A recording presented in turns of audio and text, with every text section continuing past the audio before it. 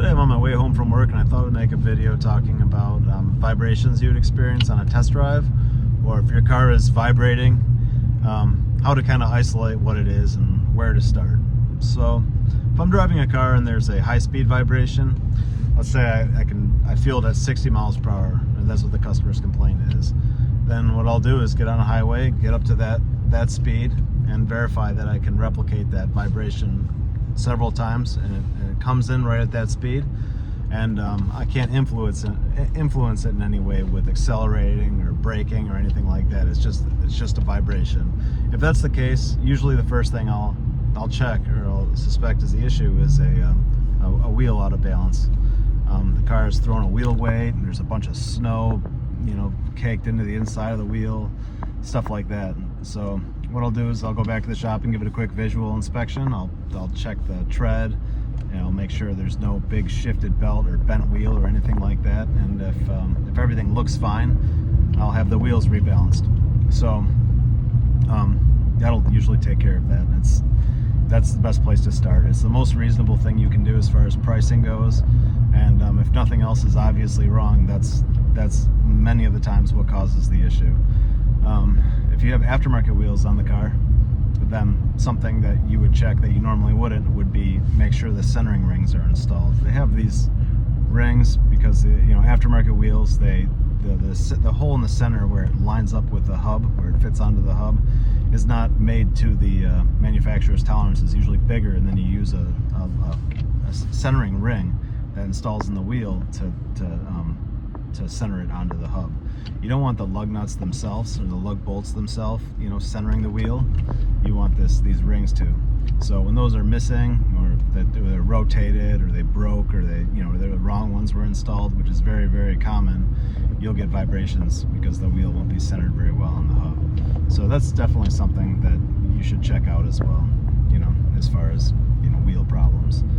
If you have a vibration that you feel only when accelerating, low speed, high speed, you only feel it under load, then I check all the drivetrain. I check axles, CV joints, drive shaft, stuff like that.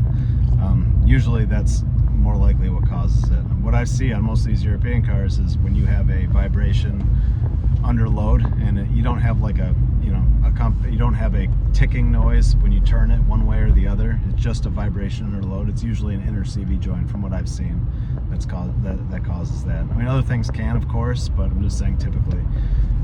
If you have a vibration like that, as well as when you go to turn the steering wheel, you get a ticking noise when you're cutting it, tight one direction or the other, then it's more likely an outer CV joint. That's just how they behave when they get when you turn the wheel and they go at an extreme angle. So that's what I would check for those. If you just have a vibration period all the time, and you don't have a bunch of faults along with it, check motor mounts, check trans mounts, stuff like that. Vibration under braking, you're going to want to it's going to be a front or rear warped rotor most likely. A lot of things can cause warped rotors. Driving styles can cause them. Just poor quality parts, seized hardware, the caliper hardware itself, like sometimes if you have a standard, like a floating caliper, they have little shims that the pads slide on. Those can kind of get really corroded, and then the pad can kind of get stuck up against the rotor and overheat. That's something that happens, as well as just the caliper itself, like the piston actually getting stuck and just not releasing, and that can also cause overheated rotor, which would warp it. Just too aggressive driving style. But whatever the case, if you have a vibration under braking, but you don't when you're just cruising around, check your brakes. If you're trying to isolate whether it's front or rear, under light braking, feel your steering wheel very carefully. If you have vibration in your steering wheel, check the fronts. If you have no vibration in the steering wheel at all, but the entire car is vibrating, then check rears. 80% of the time, from what I've seen, it'll end up being your fronts. They just do so much more of the work. But of course, you can have hardware problems in the rear as well.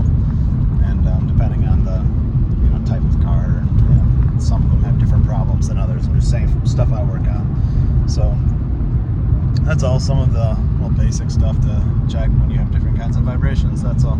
Thanks for watching.